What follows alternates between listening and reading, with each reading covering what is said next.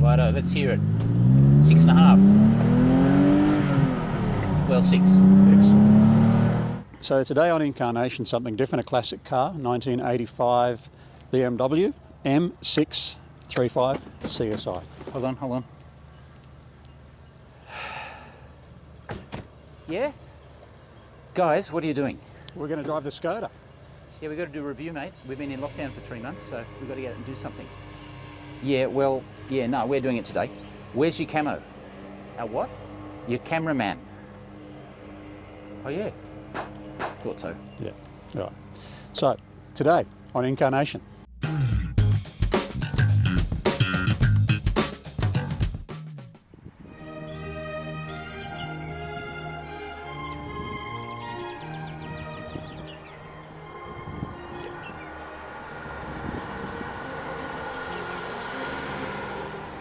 Wow. You found a ripper for us today, mate. Beautiful, isn't it? Classic car. You need one of these in your collection, Stu? Can't afford it. These things, they used to be quite affordable, I suppose, 15, 20 years ago. They were. Like a lot of these things have gone up in value tremendously, and you know, the thing I really love about these, they have a great race heritage as well, and that just adds to the story of these cars. The Schnitzer cars, the JPS car. One of the only cars I think that crossed over successfully from Group C racing to Group A racing, touring cars, with not that much modification, and yeah, wonderful history and beautiful car to drive. All right, well, let's find out then. Let's try it. You want to drive? Yep. There we go. Put my seat back a little bit. Electric. Electric? Whoa. I feel like I'm in the dentist's. Doesn't really make a whole lot of sense, but it works. 1985 electric BMW. Still works? Still works.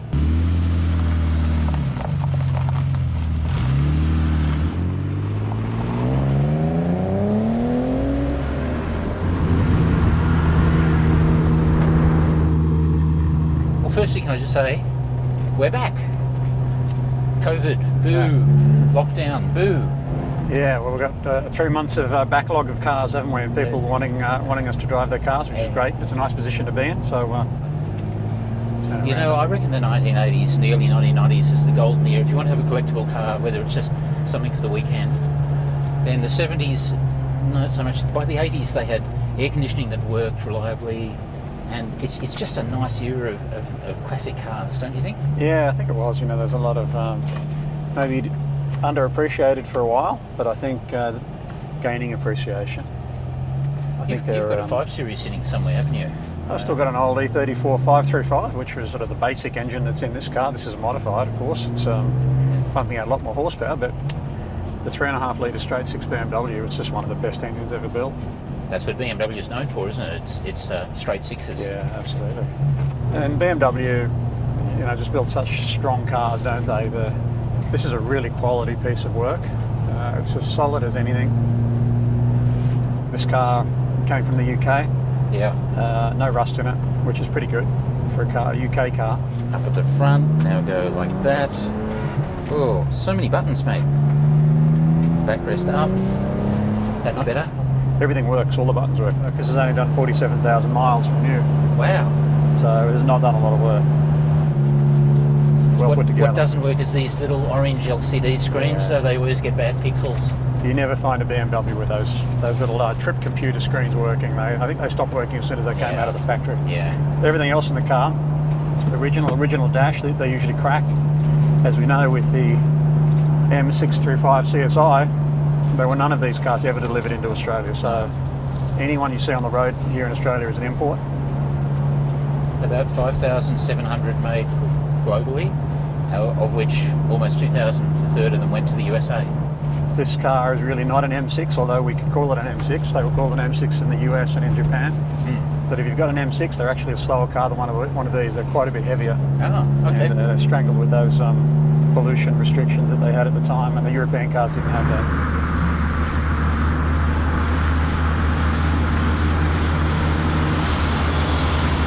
How good does that sound? Does like to rev, doesn't it? Yeah, it's nice. It's quite toppy, isn't it? Comes on the boil about 4.5. Nice little get track gearbox. Changes gears beautifully. A bit of a long throw. You know, we're used to driving manual Porsches and things these days with a really nice tight, short gearbox, short throw. This is a very long throw. There's no rapid gear changing going on in this, but it does work really well and it has a really positive feel. How's the brake pedal? A little spongy? Brake is a little bit spongy. It just needs a good bleed. It's got decent brakes on it. Yeah. It probably just needs a good bleed, I think. 300mm at the front, vented discs and solids at the rear. Yeah. Whee! It just grips really well. Yeah. Nice. It doesn't feel like a 1985 car, does it? No.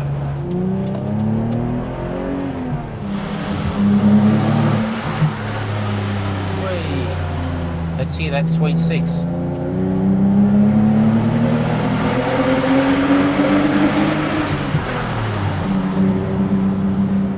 Classic BMW. It is, isn't it? It builds gracefully, doesn't it? It's not particularly powerful. Graceful's probably a good word, isn't it? Get back on the throttle, it grips really well. It's a very well balanced car, really neutral. Perfect weekend car. You can tell you're driving a car that doesn't have rack and pinion steering. Recirculating ball. Yeah, it's a little floaty and it just doesn't respond the way a rack and pinion steering system does. And of course you expect that. It feels strong though, and it's got a really nice weight to it. So it really gives you good feedback through the corners. If it's loaded up on a fast corner, it feels good, but it just doesn't quite respond the way you want it to. 4-seat. The American ones, they didn't get as much horsepower, but they got a few extra things. They got rear sunshades, this doesn't have, and they got an air-conditioned wine cooler in the back seat here for the rear seats. So they like a nice little Grigio while you're driving your M6 around up and down the Pacific coast. Or if it's America, it's probably a Zinfandel or something. That'd be the European model. So yeah, the bucket seats in the back, Stu, I think they're a great feature of this car. They're really cool. Genuine 4-seater two-door coupe. Oh, Americans also got heated power seats, self-leveling rear suspension, and rear air conditioning. That's where all that weight went. There's a significant weight penalty with those cars, and you can see why. This car doesn't have any of that. Like a lot of the cars that we try and review here in inCARnation, we like to have a bit of heritage, a bit of history, and these cars, these 6 Series, have a great racing heritage. During the 1970s, Australian touring cars were dominated by the locally built V8 Holdens and Fords, running in what was known as Group C racing. So when the small capacity European and Japanese cars arrived, and do well, not everybody was too pleased about it. Not just the fans, but they were attracting the big sponsors away, mainly rival cigarette companies. The first European to arrive was this car, the BMW M635CSi. In the capable hands of Frank Gardner and Jim Richards, it first got on the podium in 1982. The BMW just got better and better, particularly with the homologation of the 24-valve head that our car has, which gave it almost 400 horsepower in race trim. Yeah, Jim Richards is very famous for driving that car at Bathurst and being very successful. Bathurst 1000, maybe 83, 84, something like that, and they had contaminated fuel. Someone was dodged up the fuel or something like that, and the thing was out after 1.5 laps. I do remember that. Yes, that was 1983. And not just contaminated fuel, metal filings were found in the engine. Jim, being the gentleman that he is, was one of the few not to suggest it was sabotage. In 1985, Australia switched to the European Group A specification, which made the 635 even more competitive.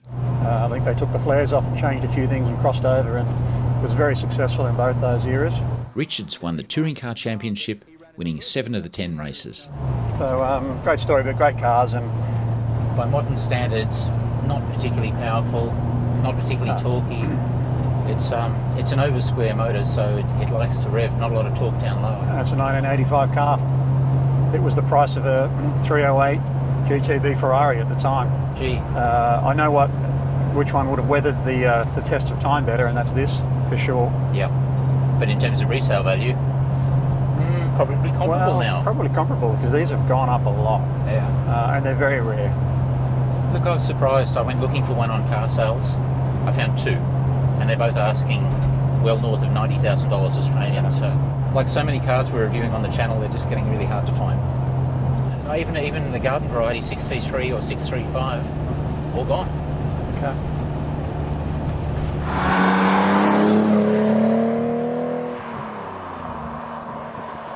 Tell you what I do like, and that's the glasshouse effect with these thin A-pillars and the screen that's really low. Yeah. Unlike modern cars. Where did BMW go wrong? I mean, the M3s from the 80s and 90s, E36, E46 M3s, beautiful looking cars, really elegant, the straight lines look really nice. And then bloody Chris Bangle got involved with his iDrive and gadgets and all the little swirls and kicks. Manufacturers seem to do that. They go through several decades with fantastic looking cars and they change a designer and they'll go for a decade, if you like, of what happened there. Audi have been the same. Well, they haven't come back though. Have you seen the latest M3? Well, the latest one's not great, but the prior ones, didn't they? There was a good 10 years or more prior to that. M3s, M2s, M4s, great looking cars. But they have started to lose the plot again recently. Whoa. Which grips pretty well, isn't it? I mean... Thank you for that. Yeah. Uh-oh, there's another corner coming up, Mark. 35k's on the speed advisory sign. And I need a neck like Lando Norris. Oh.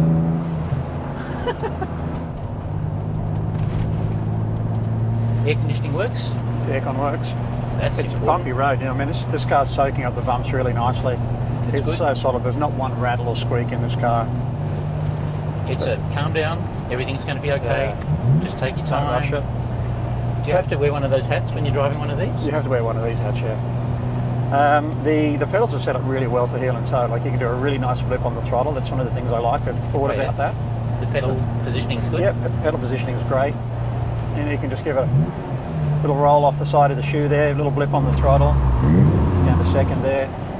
Actually, that heel and toe done properly, blip on the throttle done properly, really does help this gearbox. It's a little balky? Yeah, it's a little bit balky on the synchros. You don't want to force it. Yep. It's a little bit like the Dino, isn't it, in some ways? Even though Dino's much older, but not that bad. You just feel like, you just got to stroke the gearbox. Yeah. It's not as bad as the Dino. No. Nice driving, Mark. I'm feeling... You're not frightening me today. No, this is not the car to do that in, is it? It's just to roll along and enjoy what this is. It's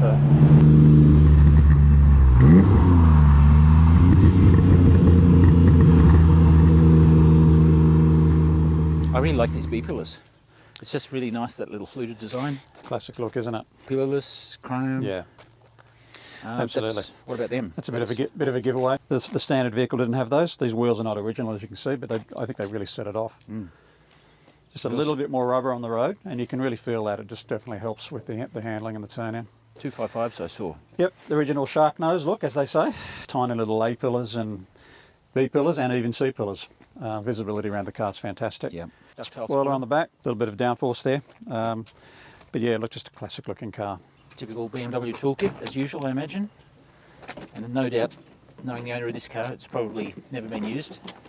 Oh, look at that. There you go. Beautiful. Here we go. Heavy doors, aren't they? Take a bit of slamming. German. Yeah. Any excuse for you to sprout a bit of German, Stu? Yeah. Mate, you have to come to the Nürburgring sometime. The 24-hour race there, it's just such a party. They arrive on the Monday before the race, well, they used to anyway before COVID, and they bring their whole house. You know, they assemble a whole. I've seen 2-story timber houses sort of built in 2 days, complete with hydraulic operated elevators and little tulip embossed gates. You know, they just love it. And everybody's got a bath. They build a big spa with a hot water wood-fired heater or a gas heater, pipes and plumbing. Then they sit there at the carousel overlooking the most famous corner in their bath, drinking, eating, absolutely sloshed. Yeah. Having a great time. I've made the mistake of going out drinking with Germans before. We were just talking about it last night, about the BMW art cars, you know, the M1. Oh, yeah. Which the engine in this car, the M635CSi engine was based on that M1 engine, which was such a unique car built for a one-make race category that really kind of pretty much never happened. Yep. But what a cool car. So that engine's basically the same as this. It's the same block. It's the same engine. In fact, the same block in the M88/2 motor with a turbocharger. They sleeved it down to 3.1 capacities. They had 900 horsepower out of this. Yeah. Out of this block. It's impressive, isn't it? Yeah. So it's strong. We don't have 900 horsepower though. We have 286. It's not a rocket ship, but it's adequate, isn't it? Yeah. There's not a real lot of torque in the mid-range there. No, it's a little flat in the mid-range. It likes to rev, but a really well balanced car, very neutral. I'm sure pushed hard, it feels like the sort of car that would understeer. Throttle steering, really nice. You can just jump off the throttle a little bit mid-corner, changes the attitude of the car, tucks in really nicely. But pedals are set up really nicely, heel and toe. Gear ratios are really widely spaced. They are, yeah, very widely spaced. It's not super fast as we know, but it is very well balanced. I think the bigger wheels and tyres on this car help a little bit. It does sort of set the look of the car off, and it does, I think, help the handling of the car a little bit as well. Okay. A little bit more rubber on the road. And I can't believe, for the age of the vehicle, just how tight this car feels. You know, some of the cars we've driven in recent times, the current GT3s and so on, They're frantic. you just want to wring its neck, you know, and they just love it. But these cars, you just don't drive these cars in that fashion. No. But It's we nice. compare it to other cars of the 80s. Yep. It's a really beautiful piece of engineering. All right. Well, that's it. Very quick summary. Performance out of 5. 3? 3. Yep. Yeah. It looks way better than it did 15 years ago. It's funny that with that, isn't it? You know, cars as Yeah. time goes on, they look better. Some cars look terrible, don't age well at all. This car's aged, it's improved. It's just a really elegant car. Would you say 4.5? That's 4.5? Yeah, 4.5. I think it looks that good. I think Okay. the presentation, absolutely. Practicality. Really good. I would say up against our regular cars, you'd have to give it 4 for practicality, wouldn't you? Visibility is fantastic, tons of room. These back seats are much better than a current generation Mustang. Big boot. So anyway, there's our score. Yeah. Down the side there. Very good. You Just know, try and find one. That's the hard part. That's the hard part, isn't it? But we'd have to say again, thank you to Peter for letting us drive his amazing car today. If you have a car collection, I think you need one of these in your car collection. Yeah, thanks, Peter. Sharing your collection with us, we really do appreciate it. I think Hope you enjoyed it. I Very enjoyed fun. it. Thanks, Peter. Well, that's it. Thanks, Mark. That's it for today. See ya. Done.